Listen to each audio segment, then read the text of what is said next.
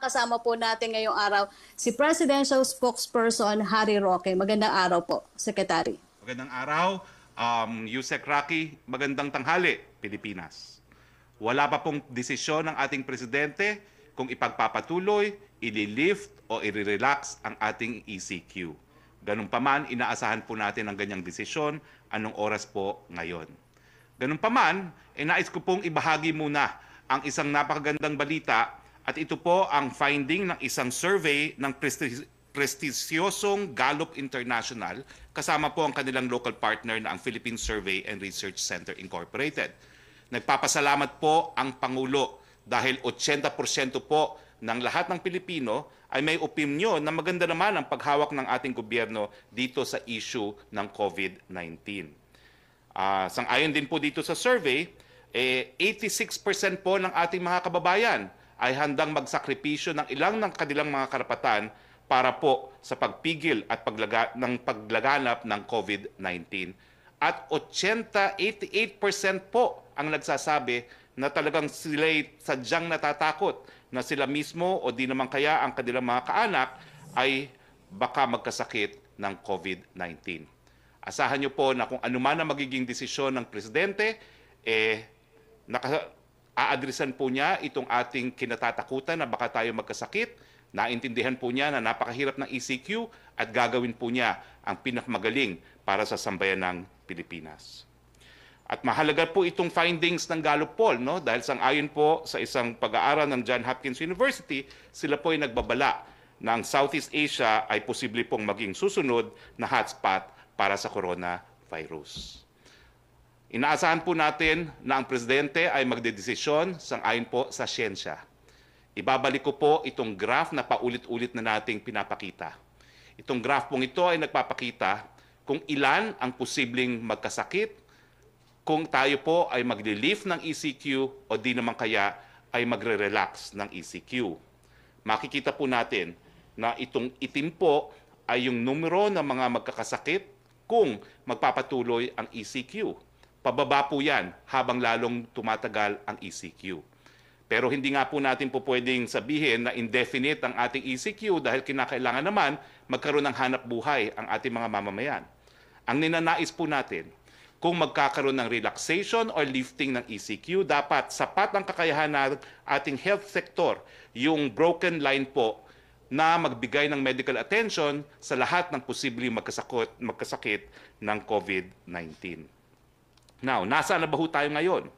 Well, sang-ayon po sa Department of Health, meron na naman po tayong 6,710 cases as of yesterday, April 22, ng COVID-19. Meron po tayong 446 na namatay at ang mabuting balita pa rin po ay tumataas pa rin ang mga gumagaling sa sakit at ngayon po yan ay nasa 693 cases na. Ang tanong, are we flattening the curve? Well, makikita po natin dito sa susunod na graph, no, na bumababa po ang mga kaso ng COVID-19 cases sa Pilipinas, bagamat pasimula pa lang po ang pagbaba. So sabi nga po ni Health Secretary Duque, nagsisimulang mag-plateau pero hindi pa po talaga ito flattening of the curve. Pero ganun pa man, ito po ay nagpapakita na epektibo po ang ginawa nating ECQ. Makikita rin po natin ito sa susunod na graph na ito naman po yung mga numero ng mga namamatay. No?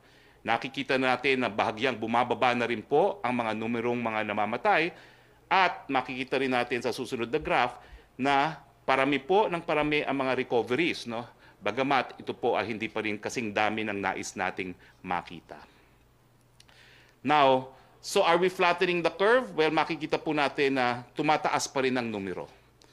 At bagamat ang pagtaas naman po ay hindi kasing taas ng mga na-experience ng iba't ibang mga bansa. So, ang conclusion po, gumagana ang ECQ sa pagpabagal ng sakit. Bagamat ang desisyon nga po ng Presidente nakabase sa gaano ang kakayahan ng ating health sector na bigyan ng atensyon ang posible pang mga pwedeng magkasakit ng COVID-19 habang wala pa pong mga bakuna at sakit dito. Bibigyan ko rin po ng kumpirmasyon na alas 6 mamayang gabi, ipupulungin po ng Presidente ang ilang miyembro ng IATF.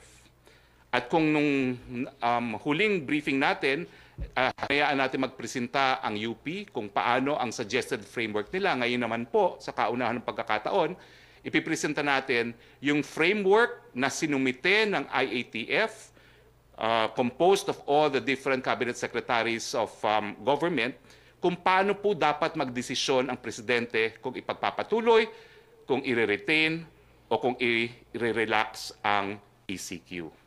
Ito po talaga ay sang-ayon sa pagtimbang doon sa karapatan ng kalusugan at doon sa karapatan magkaroon ng kabuhayan ng ating mga mamamayan. Doon po sa kalusugan, ang tinitignan po ng presidente ay yung tinatawag na R. Ano ba yung R? Hindi po Roque. Ang R po ay yung mga posibleng mahawa ng isang taong merong COVID-19. Pag ibig sabihin 1, isa lang po ang pwedeng mahawa ng isang tao, yan po ay more or less kayang bigyan ng serbisyo ng ating health sector. No? Pero siyempre, kung mas mababa pa sa 1, mas mabuti. Ano pa po yung titignan? Titignan po yung duration ng infection. Yung kung kailan po talagang nag-peak na yung mga nagkakasakit, yung numero ng mga nagkaroon ng sakit na ito, at saka siyempre po yung numero ng severe and critical cases dahil limitado po ang mga hospital natin. Bagamat nagtatayo na po nga tayo ng iba't iba pang mga We Heal as One Center para naman po doon sa mga positibo na meron lamang mild na mga simptomas. At siyempre titignan din po yung number of death and yung mga health gains na ating nakamit na. Pagdating naman po doon sa ekonomiya, titignan natin yung mga sektor ng ating ekonomiya na po pwede na sigurong buksan, yung mga tao na po pwede nang pagtrabahuhin, at siyempre po, saan sasakay yung mga tao na po pwede nang magtrabaho. Sang-ayon din po sa rekomendasyon ng inyong IATF, ang mga proposed decision tool para kay Presidente ay as follows. Number 1, tanungin muna, meron na ba tayong minimum health standards para sa ating kababayan? May sapat na ba tayong kakayanan na bigyan ng medical attention ang mga posibleng magkakasakit kung ililift ang ECQ? Kung meron ng ganyang sapat na kakayanan, ang tanong, paano natin imomodify ang ECQ? Siyempre po, ikukonsidera yung geographic risk. Saan ba yung mataas? Saan ang konti lamang na mga nagkakasakit? Ano yung mga edad na dapat pang manatili sa mga tahanan? Yung mga specially vulnerable, yung kabataan at yung mga senior citizen natin. At siyempre, ano yung mga sektor na ekonomiya na po pwede nang buksan dahil po pwede naman silang mag-operate habang sila ay nag-o-observe ng social distancing at good hygiene. At siyempre, ang tanong pa rin, paano makakarating sa trabaho ang mga manggagawa? So, sa susunod na slide po, magpapakita kung ano talaga yung proposed na framework na gagamitin ng ating presidente. Ang unang tanong, meron na bang minimum health standards? Kakayanin na ba ng health sector sa lugar na yon na magbigay ng atensyon dun sa posibleng mga magkakasakit? Kung ang sagot ay no, patuloy po ang ECQ. Pero kung ang sagot naman ay kakayanin na ng health sector, well, tatanungin po natin na nakabase sa geographic location kung ito po ay low risk, moderate risk, or high risk. Kung low risk po, pwede nang ma-lift ang ECQ. Kung moderate risk, pwede pong ma-relax ang ECQ. At kung high risk po, hindi po ma-lift ang ECQ. Tapos po, tatanungin din natin doon sa mga lugar na po pwedeng merong ng low risk at moderate risk, kung po pwede nang mag-restore ng transportasyon at yung mga pribadong mga sasakyan at ilan ang po pwedeng sumakay sa mga transportasyon nito. Ilan pong pasahero ang po pwedeng sumakay dahil importante na meron pa ring social distancing.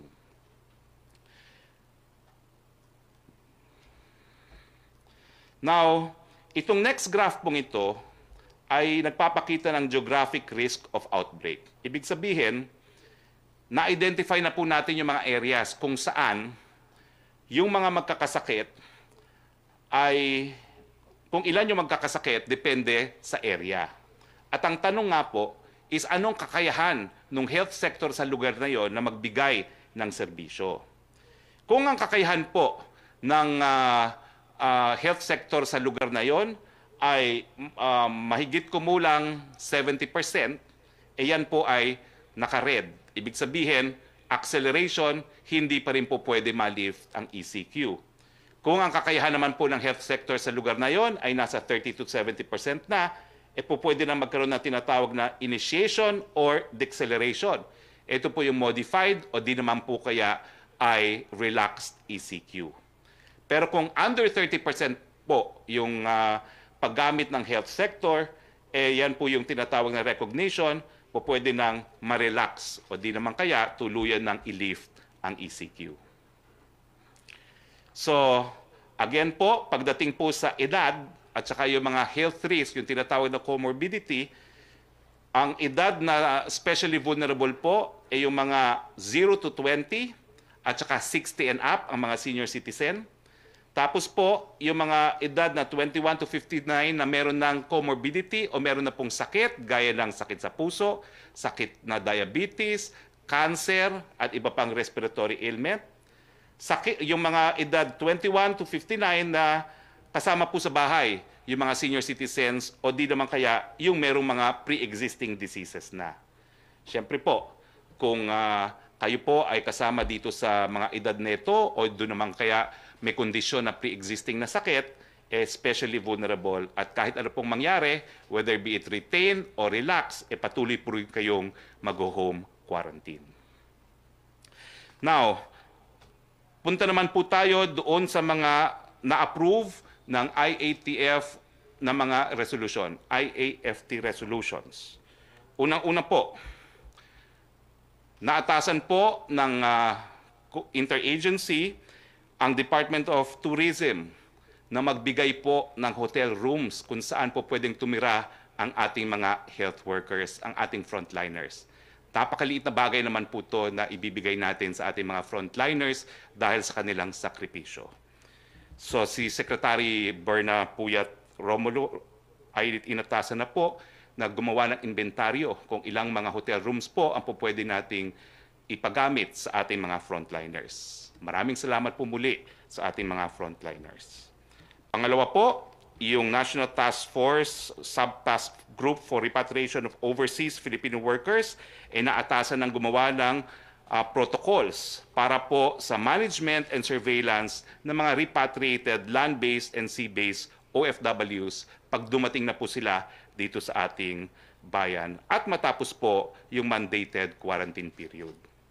Pangatlo po, yung NTF Task Group for Resource Management and Logistics ay naatasan na po na mag-compile ng compendium para sa lahat ng mga logistical requirements para po sa ating health and emergency frontliners.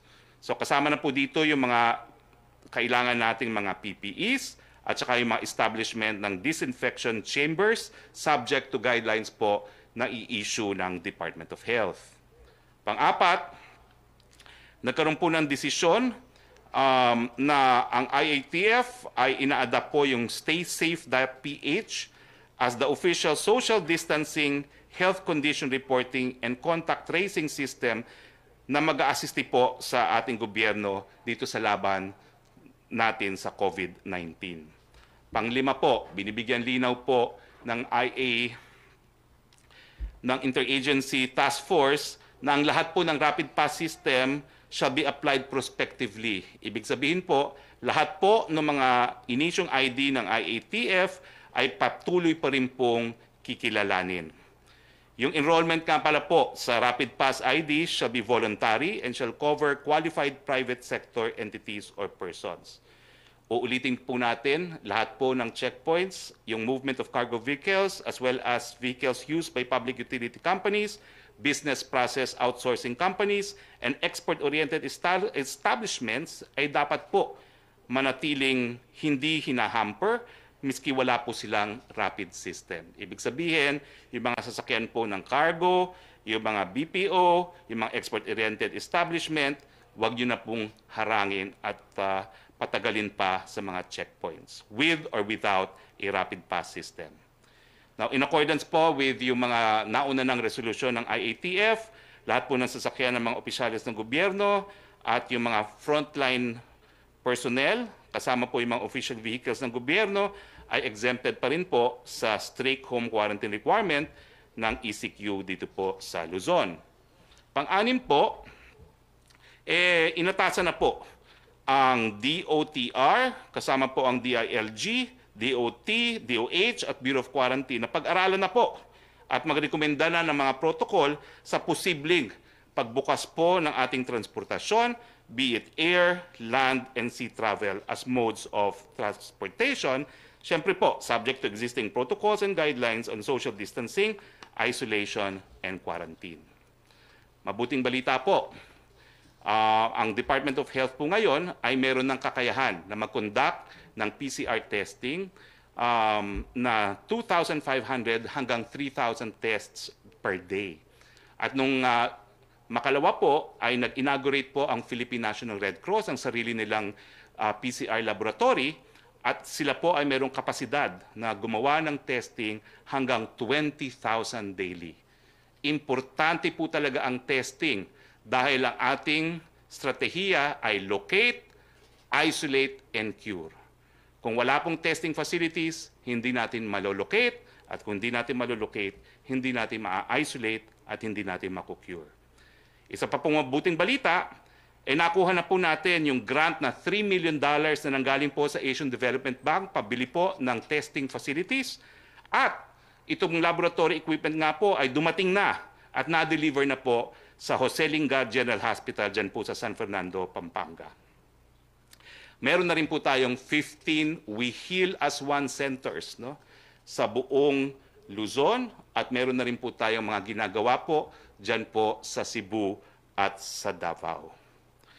Now, kaugnay naman po dun sa tanong nung huling press conference tungkol dun sa pagpasok ng mga pulis sa Pacific Plaza, ang sabi ko po ay naiimbestigahan ng ating otoridad. Naimbestigahan na po. At ang nadiskubre po ng otoridad, unang-una, meron din pong mga Pilipinong residente na nagreklamo na ilang mga residente sa building ay binabaliwala ang ECQ, kaya po sila pumasok. Ibig sabihin po, meron pong nagsumbong sa pulis na naging dahilan, kaya pumasok po sila sa Pacific Plaza. At ang reklamo ay meron daw ilang mga residente, ilang mga dayuhan na mayayaman na nagpupumilit at lumalabag sa ECQ. Tumatambay po sa tinatawag na common areas kasama na yung swimming pool ng Pacific Plaza. Ang mensahe po ng Presidente, ang ECQ po ipatutupad sa lahat, sa mayaman, sa mahirap, sa Pilipino o sa dayuhan. Kung ayaw nyo pong tumupad dyan, lalong-lalo na yung mga dayuhan, umalis na po kayo ng Pilipinas. You are free to go. Na bilang panghuli, nagpapasalamat po tayo sa mga individual, grupo at korporasyon na tumutulong sa pamahalaan at sa ating mga kababayan sa COVID-19. Hindi po talaga siguro tayo nakatulong sa dami ng Pilipinong natulungan natin kung hindi po sa pagkapit-bisig ng ating mga kaibigan sa pribadong sektor. Ilan po dito na dapat pasalamatan? San Miguel Corporation, Ayala Land, Unilab, Mega World, SM, Meralco, Smart Communications, at Lucio Tan Group. Marami pa po nagbigay ng kontribusyon. Unfortunately, baka buong araw po tayo kung babasahin natin ang lahat na kanilang mga pangalan, pero maraming salamat po sa inyong lahat. Panahon na po siguro para tumanggap tayo ng mga katanungan sa ating miyembro ng Malacanang Press Corps. Sa Skype po, si Joyce Belancio ng DZMM. Yes, good afternoon, Secretary Roque. Sir, just to clarify, how many places na po ang natukoy na may high geographical risk when it comes to COVID-19 cases where ECQ should be implemented still? Well, sang-ayon po dun sa UP study, no, na pinakita rin natin nung isang araw, Metro Manila, Calabarzon, portions of Bulacan, Cebu City, and Davao City. So as of this time, ito lang po yung may recommendation na dapat meron pa ring ECQ, but the rest of the places in Luzon, hindi na po kailangan. Attorney? I cannot actually specify yung specific recommendation ng IATF. Ang mako-confirm ko lang, yung UP study identified these areas. Pero ang binigay lang po sa akin ng IATF for now is the framework that they suggested the President should use in making the decision on whether to lift, modify, or relax the ECQ. Okay. Secretary, why is it important for the President to make his decision now? April 23 pa lang po and he still has a few more days before the expiration of April 30. Bakit ngayon nagdidesisyon si Pangulong Duterte? Lilinawin ko lang po, no? Si Senator Bongo po nagsabi na magdedesisyon siya today.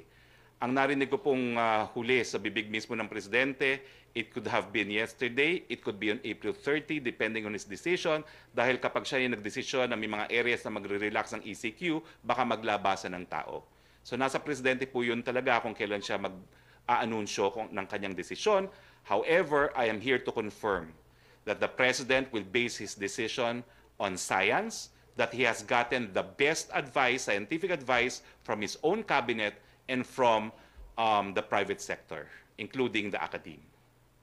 Okay. Sir, dun sa proposal na limited operations of trains and buses, subject for approval pa rin naman po ito ni Pangulong Duterte, no? Because there are concerns paano implement yung contact tracing, paano kapag merong nakalusot na COVID positive or asymptomatic, hindi po ba mas mahirap yung implementation natin ng contact tracing if we allow this? Lahat po yan ay rekomendasyon pa lamang, no? For approval of the President. Ang huling narinig ko po sa kalihim ng Department of Transportation ay tinitignan nila yung posibilidad na yung sa areas na posibleng ma-relax ang ECQ, baka up to 30%. Pero ito po yung sa mga areas lamang na kung saan posibleng ma-relax ang ECQ. Kung ikaw po ay nasa ECQ pa rin, baka hindi po yan applicable. Pero lahat po yan ay recommendations to the President. But let's wait for the decision of the President first, because all others will have to depend on what decision will be. Okay. Sir, on diplomatic protests that we filed against China, some are saying, tama po ba yung timing? Because we know all nations are addressing the pandemic crisis. Do you think it's proper time to file these diplomatic protests? Alam niyo po yung filing of diplomatic protest, ginagawa po yan basta kinakailangan gawin.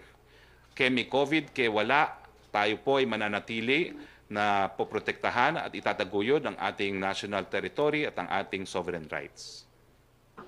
Okay. Last for me na lang, sir. Ano ang clear government policy on milk donations? Kasi po may mga nagsasabing bawal daw po ito, pero sabi ng DILG, it is okay if it's from the private sector. May mga kapamilya po kasi tayo humihingi sa LGUs pero hindi po sila pinagbibigyan. Ay, pinatatanong po sa akin yan ni Congresswoman Roman, yung kongresista ko po dyan sa Bataan, no?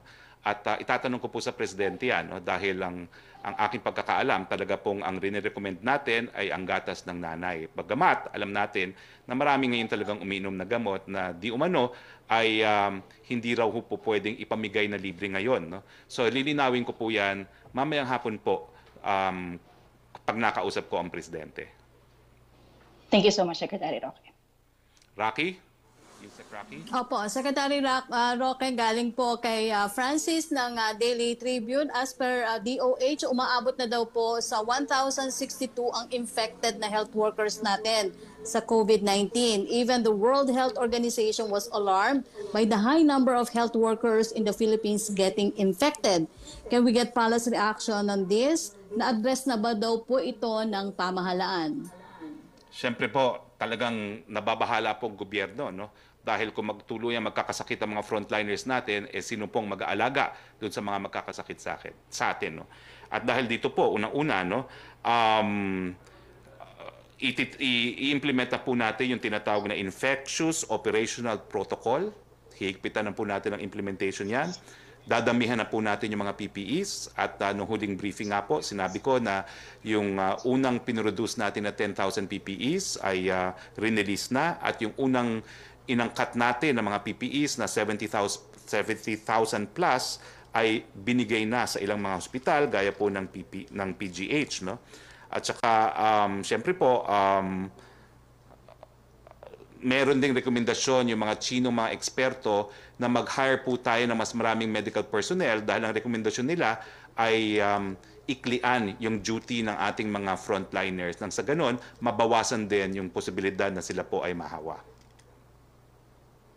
Yung second question niya, Secretary, can we get policy reaction yung daw pong latest NPA attack in Paquibato District, Davao City? Dalawang sundalo po mula sa 16th Infantry Battalion ang sugatan dahil po sa bomb attack happened na nangyari po sa gitna pa rin ng health crisis na COVID-19. Reaction daw po ng Palace. Yun po ang balita, hindi lang bamblong po yan, no? Yan po ay yung yung dinedetonate na labag sa Ottawa Convention, no? Landmine daw po ang ginamit nila. Alam niyo po, ang paggamit ng landmine ay talagang pinagbabawal po sa larangan ng international humanitarian law o yung batas na umiiral kapag meron digmaan. Ito po yung nagpapatunay talaga na bandido po itong NPA. Kung di ba naman sila bandido sa panahon na dapat nagkakaisa dahil ang kalaban natin ay sakit na COVID-19, bakit sila atake pa sa ating puwersa ng gobyerno? No?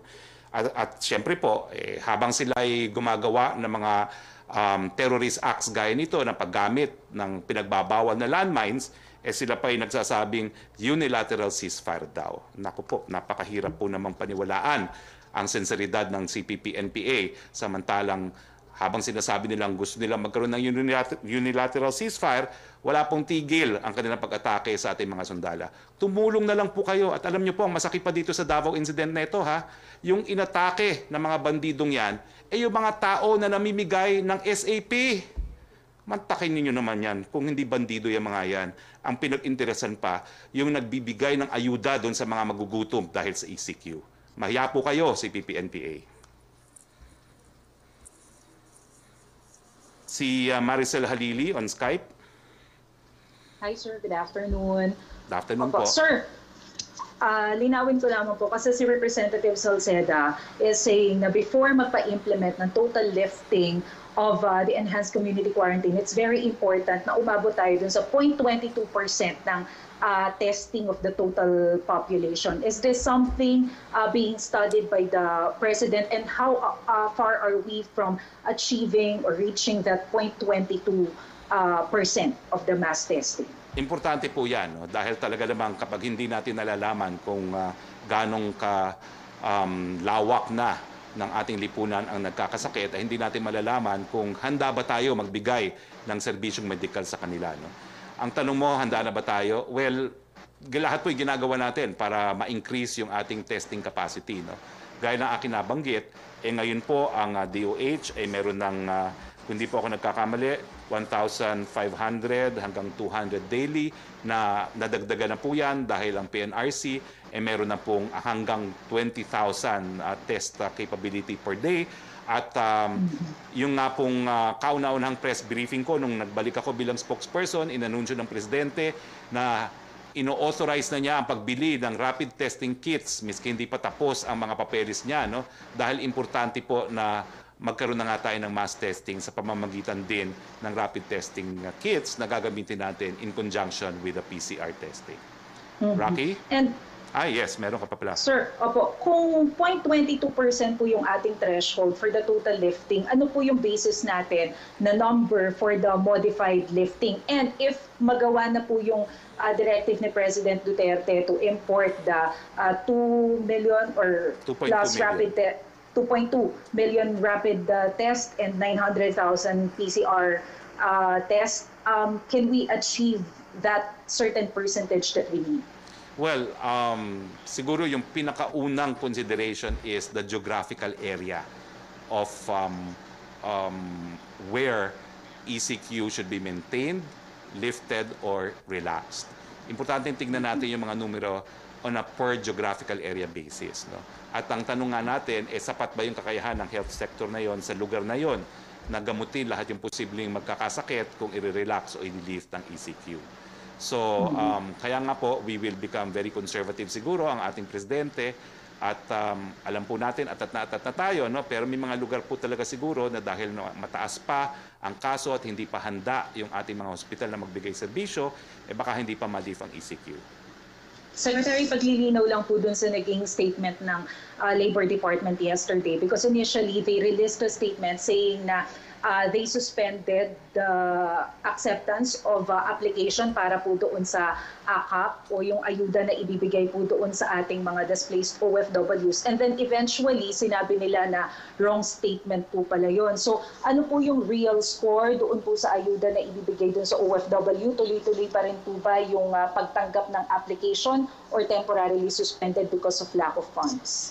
Well, ang utos po ng IATF maglalabas na ng protocol ang mga relevant agencies kung paano nga po ang magiging protocol sa pagtrato sa mga OFWs na bumalik na, whether be it land-based or sea-based. Magiging kabahagi po yan ng desisyon ng subcluster ng IATF.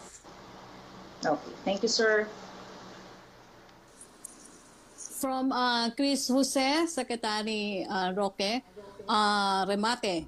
Magsisimula na daw po bukas, April 24, ang Holy Month of Ramadan ng mga kapatid natin Muslim. At dahil po may pinatutupad na ECQ dahil sa COVID-19, ipinagbabawal po ang mass gathering. Ano po ang mensahe ng Malacanang para po sa mga kapatid natin Muslim? Well, nagpadala po ng mensahe ang ating Presidente at allow me to read the last paragraph of the message. Let this occasion give us peace amidst the adversity and challenges we face each day. As you embody the religious insights and epiphanies you have gleaned from this undertaking, may you be moved to advance our collective resolve to eschew misguided ideologies so that we may achieve a truly progressive and inclusive society. So we have actually released the entirety of the President's message. Sa Skype, si Trish.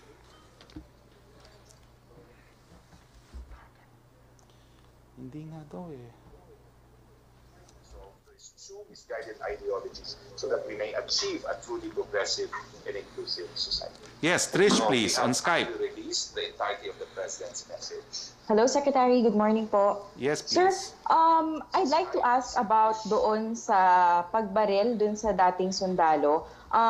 Although we don't have the final result of the investigation, meron criticisms na there was an abuse of authority and parang mali po yung discretion. Sir, do we have a reaction from the President about this? And at the same time, meron po bang, kumbaga, kasi nga po sinasabi na posibleng hindi po kaya mali yung pagkaintindi nila sa direktiba ng Pangulo. Well, una-una po, nakikiramay po kami doon sa retiradong militar na nasawi po dito sa insidente nito. No? Siyempre po, malungkot dahil ang nasawi ay nagsilbi rin sa ating bayan. No? At nangangako po naman ang gobyerno, ang presidente, na magkakaroon ng patas na investigasyon dito dahil ang iimbestigahan ay isa ring taong gobyerno, isang pulis at ang biktima ay isa ring sundalo. Makakaasa po kayo sa patas at mabilis na investigasyon. Sir, in a way, hindi po ba nagmumukha na merong kumbaga misinterpretation sa directive ni President about this? Kasi diba sabi niya noon, kapag may lumabag ng batas, kung magpapasaway talaga, pwedeng barilin. Wala po siguro ganun. No? Ang preliminary report po na nabasa ko na at sang-ayon na rin kay General Elazar at kay General Gamboa, mukhang ito po ay preliminary, no? Kasi ayaw ko sana magkomento beyond na nagkakaroon ng investigasyon. Pero ang pangyayari po ata ay nagkaroon ng sigawan sa panig ng nasawi at nagkaroon ng parang interpretasyon ata itong pulis na nung tumalikod, parang akalain niya dumudukot daw ng baril. Pero this is all preliminary. So wala pong relasyon to sa kahit anong sinabi ng presidente at hindi po sinabi ng pulis na siya po'y pinatutupad ang isang order ng presidente. So wag po nating bigyan ng interpretasyon ang bagay na ito na wala naman pong basehan at all. If at all, it is speculation, it's conjecture, it is not factual. Sir, finally, although the government considers China as a BFF po, there are reports that they're putting up new structures doon sa ating West Philippine Sea. And although we have a diplomatic protest, does the President have any reaction on this? And hindi po ba mahahati yung forces natin in terms of COVID response and yun nga po pagbabantay yun sa West Philippine? Well, ang insidente pong naging basehan na ating protesta ay yung pag-include ng parte ng KIG Group doon sa isang administrative unit ng China at saka doon sa pagtutok ng radar gun sa isang Philippine Navy ship. No? Wala po akong nakalap na balita na gumagawa po sila ng mga bagong istruktura.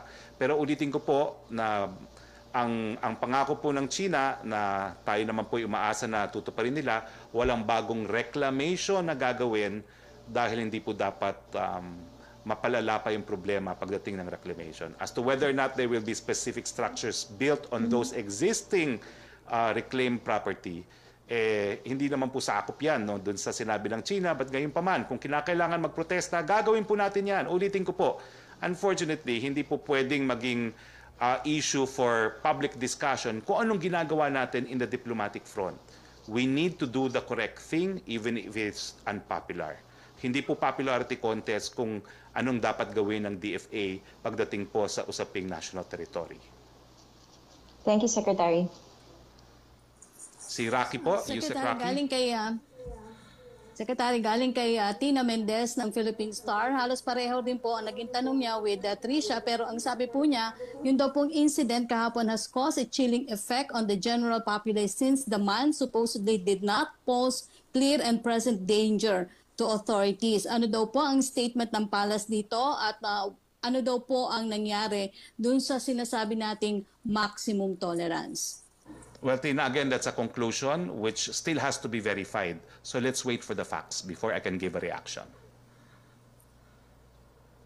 Si Pia po. Hi, sir. Secretary, good afternoon. Good afternoon. Sir, you said that si Senator Bongo lang po ang nag-announce that President Duterte will be making a decision today on the ECQ. How President to make a decision today, sir?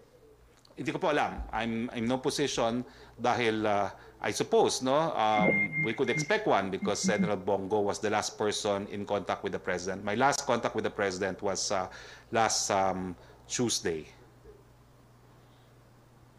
All right, sir.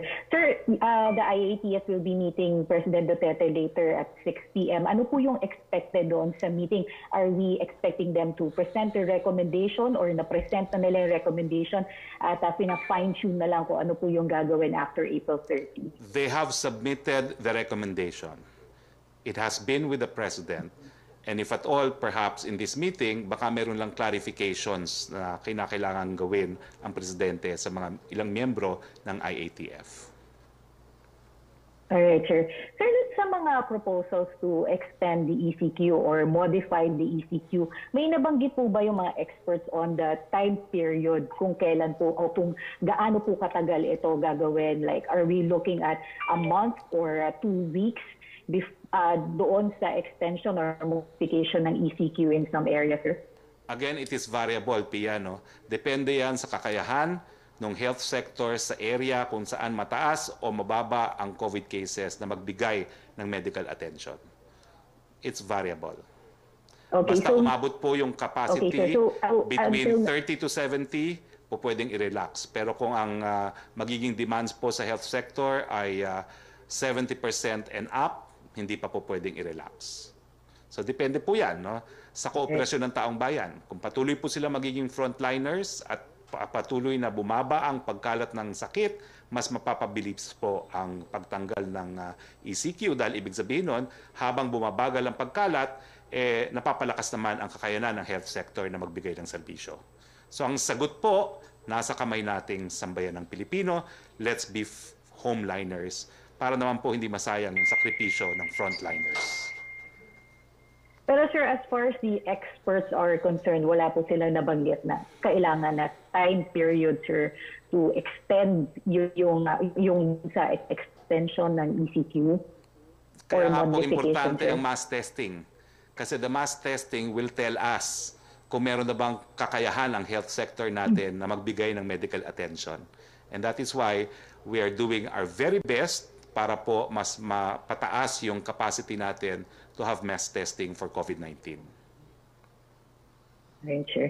So dun sa areas like for NCR and other areas na may mataas yung cases, ano po yung nakikita po natin na scenario? You said na the proposals are to modify the ECQ based on geographical location. Pero doon sa mga locations kung saan may mataas na cases ng COVID-19, are we expecting also a kind of modification? Like for example, nabanggit nyo nga po yung mga industries na tinitignan na pwedeng magbukas and also yung mga public modes of transportation.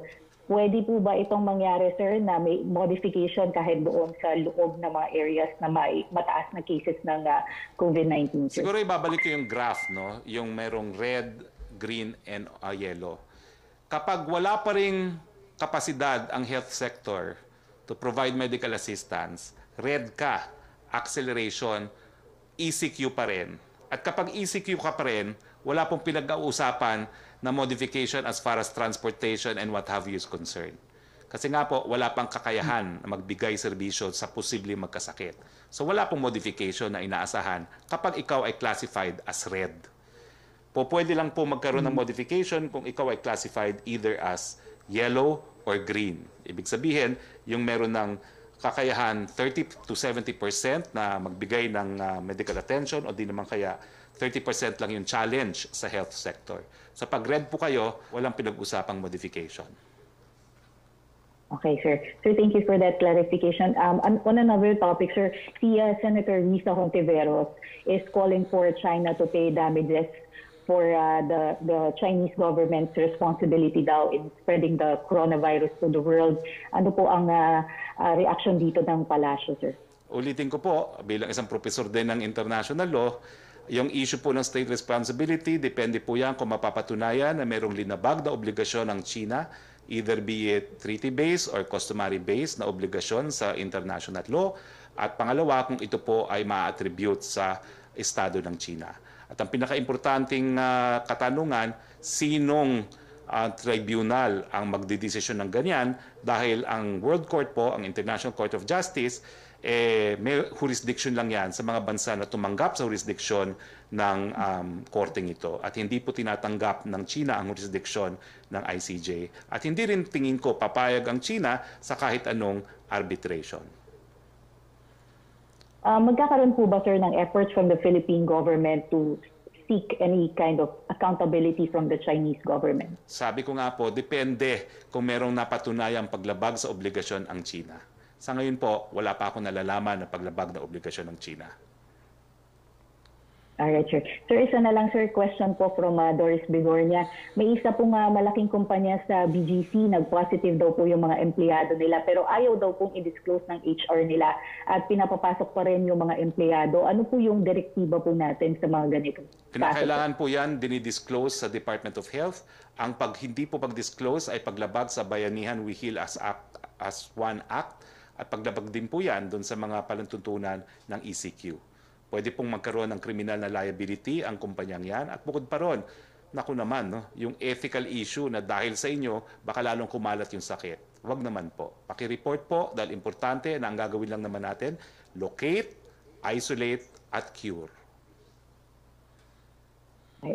Maraming salamat po, Secretary. Balik tayo kay Yusek Roque. From Belia Carriazo of Bandera, may MMDA constable daw po ang namatay sa COVID dahil umano sa kapabayaan. Nagtrending po sinapit ni Christopher Maralit matapos umanong hindi bigyan ng sapat na atensyon ng Jose Reyes. Pati barangay sa Maynila, hindi rin nila alam ang gagawin. Nang humingi daw po ng tulong sa Manila Emergency Hotline, pinayuhan lang daw po sila na bigyan ng first aid. Pati mismo allegedly MMDA tinanggihan daw ng ambulansya dahil sa takot na mahawa. Paiimbestigahan po ba daw ito at mismong frontliners ng government biktima po ng diskriminasyon? Maraming salamat, Belia, dahil sa inyong gawain bilang mga mamamahayag, nalalaman natin mga insidenteng ito. Ang pangako ko po, paimbestigahan po natin ito. Now, meron po akong dalawang bagay na nangako na sinabi kong paimbestigahan. Yung barilan involving the retired military soldier at saka itong kaso po ng MMDA. When I say paimbestigahan po natin, kukulitin po talaga natin yung mga happy na ahensyang yan hanggang sila po ay magbigay ng resulta. Gaya ng ginawa rin po natin sa Pacific Plaza. Sinabi natin paimbestigahan at naimbestigahan naman po at ngayon lumalabas kung anong katotohanan. Meron po talagang pasaway dyan sa Pacific Plaza. So ganyan din po ang gagawin natin, malalaman natin kung anong tunay nangyari. Paunawa po, dahil hanggang din natin nalalaman kung anong facts, wala po tayong opinion na po pwedeng maibigay. Now, si Joseph Morong po. Hi sir, good afternoon. Good afternoon po. Yes sir, just focusing on first two aspects, no? Numbers and health capacities. With regard to NCR, can you say that in terms of the number, ay alam na natin yung spread? NCR. Well, nagkaisa po ang mga dalubhasa. There is an outbreak of COVID-19 in NCR. And therefore, Yun lang po. And we have Okay. to check if we have the necessary bed capacity to attend to those who could possibly get sick because of the outbreak. right, sir. NCR also, meron po ba siyang enough health capacities to treat future infections? Well, in terms of hospital capacity, yan po ang dapat tignan ng ating mga decision makers, no? That will really depend on the data, on the existing capacity of our hospitals to provide service dun sa mga severe or critical cases, at saka yung capacity ng We Heal as One centers for mild or asymptomatic cases. Pero yun nga po yung magiging basihan ng ating presidente. At magtiwala naman tayo, Joseph, na gagawin niya yung tamang desisyon, nakabase sa datos, nakabase sa siyensya. Of course, sir. Sir, we were told na ang nagiging shape is NCR continue ang lockdown and other areas in Luzon where there are low cases of COVID ay i-relax. Would you confirm that this is more or less the shape of the decision of the President? Paumanhin po, hindi ko po pwedeng pangunahan ng ating presidente. Tagapagsalita lang po ako, ang presidente po magdedesisyon. Okay. So you mentioned kanina na the President will be conservative. What do you mean by that, sir? Of course, kahit anong desisyon, bibigyan niya po ng pangunahing atensyon ang kalusugan ng ating mga mamamayan. Alinsunod na rin In terms po, of the... Joseph, alinsunod na rin po ito dito sa survey nga ng Gallup polls, no, na 88% of our people say na they fear that they will be infected or any of their loved ones will be infected by the disease. Hindi naman po pwede baliwalain din ng presidente yan. Tama naman, sir. So pero, when you say conservative, in the context of extending or lifting or modifying the ECQ, when you say conservative, what do you mean in terms of those parameters? Yeah, siguro po, i-quote ko na lang si Ramon Ang. No? Yung pera pwedeng kitain, yung buhay, hindi na po pwedeng maibalik pag wala na. So sir, mas malamang ba na if the President is going to be conservative, he will lean towards, he will err on the side of caution and maybe extend? Hindi ko po alam yung decision niya. Ayaw ko pong pangunahan, wala po akong karapatan pangunahan. Pero ito po yung framework na sumiti sa kanya at naniniwala naman po ako na ang decision niya ay magiging base doon sa pinaka-importanting karapatan sa lahat, ang karapatang mabuhay. Sir, kanina po sabi niyo may meeting yung IATF, but we were also told na even the National Task Force is going to meet with the President. Can you confirm? Well, nasa akin po yung invited guest. You can understand na limited lang ang naimbitahan dahil limited lang ang espasyo because we need to observe social distancing. So, hindi ko po memoryado yung mga invited to attend, pero nakita ko po doon, definitely, Secretary Duque, Secretary Anyo, Secretary Galvez, Secretary Lorenzana, Secretary Carl Chua, pero hindi ko po memoryado lahat. Sir, pardon me for belaboring the point, no? Kasi kahit yung ating mga taong bayan ay nag-aabang na. Si Senator Bongo said na today is a decision day, today is a D-Day. Do we have a late night press briefing with the President or public address? Hindi ko po alam. I've not seen the President since last Tuesday, but I also have no reason to doubt the statement of Senator Bongo. All right, sir. Sir, that's it. And thank you for your time. Thank you po. And back to you, Sec Rocky. Galing po kay Eileen Taliping ng Abante Tonight. Ano daw po ang parusa sa mga nagpapanggap na miyembro ng media para makakuha ng IATF ID? Gaya po ng isang bilyonaryong construction magnate na nakakuha nito kasama ang anak at ilang staff. Kasama po ba yan sa mga inisyuhan ang black timers o dapat working media lamang? Naku po, napakahirap naman sagutin yan dahil pati po sa larangan talaga ng UNESCO, iba't ibang definisyon ng periodista. Meron pong sariling definisyon ng UN Human Rights Committee, merong sariling definisyon ang UNESCO. Ang pagkakaiba po kung kumikita o hindi doon sa pag-i-impart ng impormasyon sa publiko. No? Pero sa akin po, I think common meaning naman po ang gamitin natin. Basta sila po ay they impart information regularly to the public, whether or not they are paid, then they should be considered journalists. Ang parusa po, well, pwede pong falsification yan. Opo, tanong naman doon sa nangyari pong pagkamatay ng sundalo, sabi daw po ayon sa kritiko, ang aksyon na nakabaril na pulis ay resultaan niya ng shoot them dead na order ng Pangulo. Reaction po dito. Naku, nasagot ko na po yan. That is speculation, conjecture with no basis. Ginagamit lang po yan ng kalaban ni Presidente. Opo. Mula kay Vance Fernandez ng Police Files, kung magkakaroon daw po ng modified ECQ, ano daw po ang mangyayari dun sa mga below poverty line? Nahihirapang mamuhay even before COVID-19 and we don't have enough funds to support them. Ano daw po ang dapat o magagawa dito ng pamahalaan?